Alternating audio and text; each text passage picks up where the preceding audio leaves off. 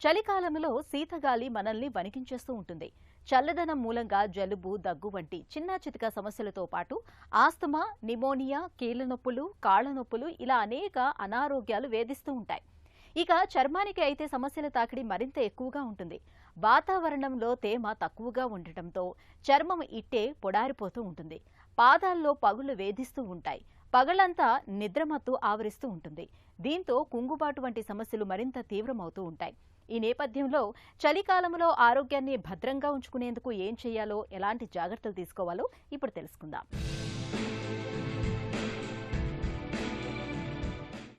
చలికాలంలో వాతావరణంలో వచ్చే మార్పులు మనందరినీ బాగా ఇబ్బంది పెడుతుంటాయి. తరచూ ఏదో ఒక అనారోగ్యం పలకరిస్తూ ఉంటుంది. చలికాలంలో ఆరోగ్యాన్ని భేషుగ్గా ఉంచుకునేందుకు జీవనశైలిలో ప్రత్యేకంగా జాగ్రత్తలు తీసుకోవాల్సి ఉంటుంది. శీతగాలికి చర్మం పొడారిపై పగుళ్లు వచ్చేసి దురదలు పెడుతుంటుంది. ఈ పరిస్థితిని నివారించుకునేందుకు రాత్రిపూట పడుకునే ముందు చర్మానికి కొబ్బరి నూనె, ఆలివ్ నూనె వంటి వాటిని రాయడం మంచిది. చలికాలంలో చల్లగాలికి ఎక్కువగా తిరగకపోవడమే మంచిది. బయటకు వెళ్లాల్సి వచ్చినప్పుడు నిండుగా దుస్తులు ధరించడం, స్వెట్టర్ల వంటివి వేసుకోవాలి. చెవులకు మఫ్లర్లను ధరించాలి. ఇప్పటికే ఆస్తమాతో బాధపడుతున్నప్పుడు ఈ జాగ్రత్తలు మరీ అవసరం. ఆస్తమా పేషెంట్లు ఇంట్లో ఉన్నప్పుడు తమ గదిలో తగినంత వేడి వాతావరణం ఉండేలా ఏర్పాటు చేయాలి.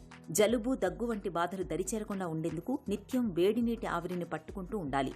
పాలల్లో కాస్త మిరియాల పొడిని కలుపుకుని తాగడం వల్ల దగ్గు, గొంతు నొప్పి వంటి సమస్యలు రాకుండా ఉంటాయి. చలికాలంలో కీళ్లన్నీ బాగా బిగుసుకుపోయి కదలికల్ని కష్టం చేస్తుంటాయి.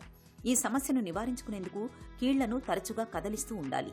సమయానుకూలంగా ఏదో ఒక వ్యాయామం చేయటం, కాసేపు అటూ ఇటూ నడవడం వల్ల కీళ్లకు మంచి వ్యాయామం దొరుకుతుంది.